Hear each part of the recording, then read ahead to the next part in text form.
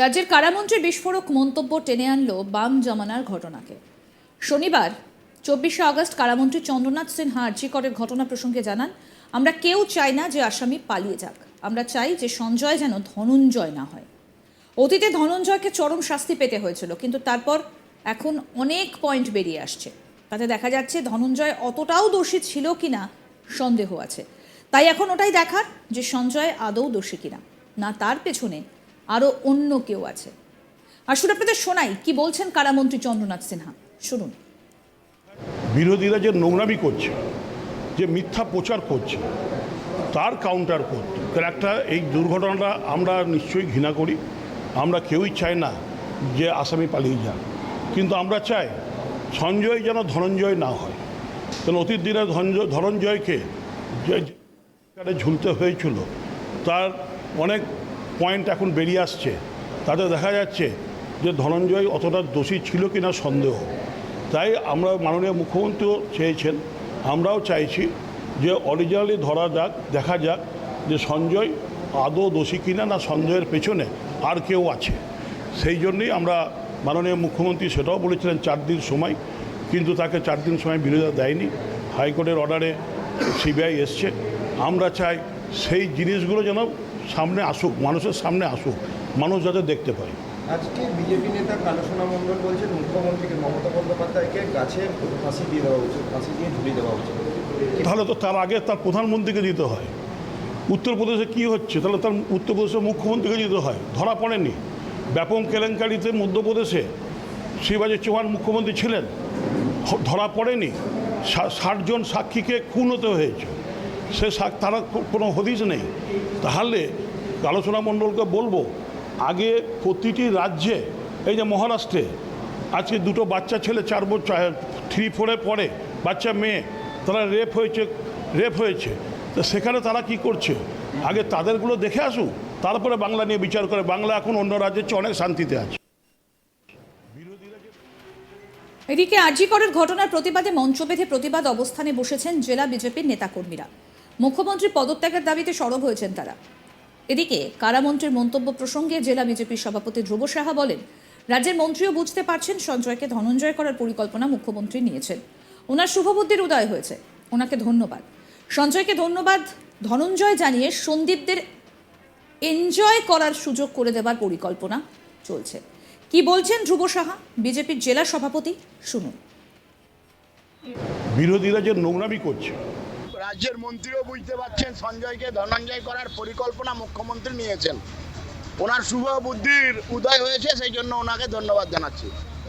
একটা পরিকল্পনায় চলছে যে সঞ্জয়কে ধনঞ্জয় বানিয়ে দিয়ে সন্দীপদেরকে এনজয় করার সুযোগ করে দেওয়া। সুতরাং এই যে পরিস্থিতি, এই পরিস্থিতি চলবে না। আমরা ভারতীয় জনতা পার্টি রাজপথে আমাদের আন্দোলন, সেই কারণেই আমরা বসে আছি। আগামী দিন এই পশ্চিমবাংলা থেকে মুখ্যমন্ত্রী মমতা ব্যানার্জিকে যতক্ষণ পর্যন্ত গদি ছাড়া না করতে পারবো, আমাদের আন্দোলন চলবে। আমাদের প্রতিনিধি শান্তনু কি প্রতিবেদন তুলে ধরেছেন, শুনবো। সঞ্জয় যেন ধনঞ্জয় না হয়, এমনই বিস্ফোরক মন্তব্য করলেন রাজ্যের সদ্য কারামন্ত্রী মন্ত্রী চন্দ্রনাথ সিংহ। তিনি কিন্তু এদিন দেখা যাচ্ছে যে বীরভূম জেলা জুড়ে ভারতীয় জনতা পার্টির তরফ থেকে লাগাতার আন্দোলন বিক্ষোভ কর্মসূচি চলছে। কোথাও দেখা যাচ্ছে যে পুলিশ থানার সামনেই পুলিশকে হুঁশিয়ারি দিচ্ছে, কোথাও দেখা যাচ্ছে যে মুখ্যমন্ত্রীর কুশপুতুল সেটাও দাহ করা হচ্ছে।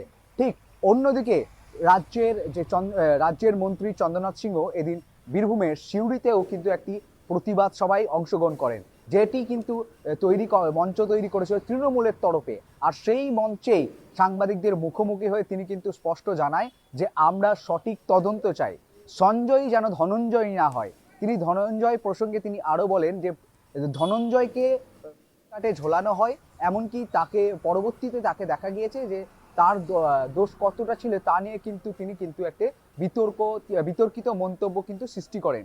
আর এই ক্ষেত্রে রাজ্যের কারামন্ত্রী চন্দ্রনাথ সিংয়ের সঞ্জয় যেন ধনঞ্জয় না হয়, এই মন্তব্যকে ঘিরে কিন্তু রাজনৈতিক উথাল পাতাল সৃষ্টি হয়েছে, যেখানে ভারতীয় জনতা পার্টির তরফ থেকে তীব্র আক্রমণ কটাক্ষ করা হচ্ছে শাসক দলকে। অন্যদিকে বাম কংগ্রেস তারা কিন্তু মন্তব্য করছে যে বাম তৃণমূল বিজেপি একই সুরেই সুর মেলাচ্ছে।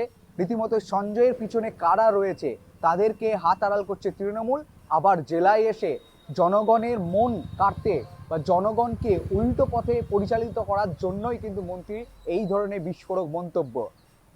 বামেদের বাম জামানার যে ঘটনা, ধনঞ্জয় হত্যাকাণ্ড, ধনঞ্জয়ের যে নিয়ে কিন্তু রীতিমতো বামেরা বারবার বিজেপির দিকে, তৃণমূলের দিকে বিভিন্নভাবে কিন্তু আক্রমণ ছড়েছে।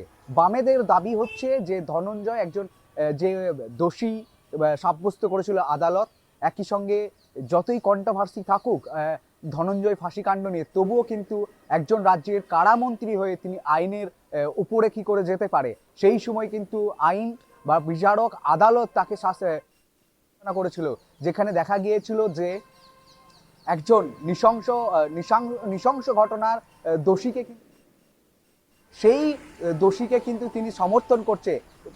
এক কথায় বামেরদের অভিযোগ, রাজ্যের কারামন্ত্রী কিন্তু এক প্রকার বলা যেতেই পারে তিনি কিন্তু এই যে আরজি করের নৃশংস হত্যাকাণ্ড, সেই হত্যাকাণ্ডের কোথাও না কোথাও সমর্থন করছেন।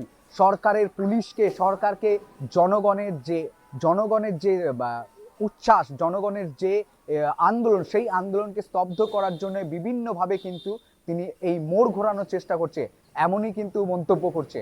অন্যদিকে রাজ্যের কারামন্ত্রী তথা বোলপুরের বিধায়ক চন্দ্রনাথ সিংহ কিন্তু আরও বিস্ফোরক মন্তব্য করেছেন। তিনি বলেছেন যে বারবার প্রথমে মুখ্যমন্ত্রী ভারতীয় জনতা পার্টির তরফ থেকে তারা দুদিন ব্যাপী কিন্তু একটি বিক্ষোভ ধর্ণা মঞ্চ, অবস্থান বিক্ষোভ মঞ্চের আয়োজন করেছে। সেখানে কিন্তু ভারতীয় জনতা পার্টির তরফ থেকে মানুষজন কিন্তু বারবার বিস্ফোরক মন্তব্য, বিস্ফোরক কটাক্ষ কিন্তু ছুটছে। মুখ্যমন্ত্রী পদত্যাগ চাইছে। এই প্রসঙ্গে কিন্তু তিনি এমনকি দেশের প্রধানমন্ত্রী বলেছে রাজ্যের কারামন্ত্রী, এমনকি তিনি বলছেন যে দিল্লি হোক বা হাতরাস হোক বা বিভিন্ন যে বিজেপি শাসিত রাজ্যে যে দেশের যে প্রদেশগুলি রয়েছে, সেই প্রদেশেও কিন্তু বিভিন্নভাবেই কিন্তু নারীরা নির্যাতিত হয়েছে। সেইখানে সেই প্রদেশের বিজেপি শাসিত প্রদেশের যে মুখ্যমন্ত্রী রয়েছে তাদেরকেও, এমনটাই কিন্তু তিনি বিস্ফোরক মন্তব্য করছেন। তবে ওনার সঞ্জয় যেন ধনঞ্জয় না হয়, এই মন্তব্য ঘিরে কিন্তু বীরভূমের রাজনৈতিক পারদ একেবারে তুঙ্গে। ভারতীয় জনতা পার্টি বীরভূম জেলা সভাপতি ধ্রুব সাহা রাজ্যের কারামন্ত্রীকে ব্যাপকভাবে আক্রমণ করছেন। অন্যদিকে বাম কংগ্রেস বীরভূমের জেলা নেতৃত্ব কিন্তু তীব্র আক্রমণ ছুটছে, কারণ এই বাম জামানায় ধনঞ্জয়ের কিন্তু ফাঁসিকাণ্ড হয়েছিল। তারা বলছে একজন কারামন্ত্রী আইন বিচারক আদালতের ঊর্ধ্বে গিয়ে তিনি মন্তব্য করছেন, ওনার বোঝা উচিত সেই মুহূর্তে বা সেই সময় কিন্তু আইন বিচারক মানুষ সকলেই কিন্তু দোষীর বিচারক আদালত থেকে তরফ থেকে দেওয়া হয়েছিল। দেখতে থাকুন আজ তাক বাংলার ইউটিউব চ্যানেল, সাবস্ক্রাইব করুন।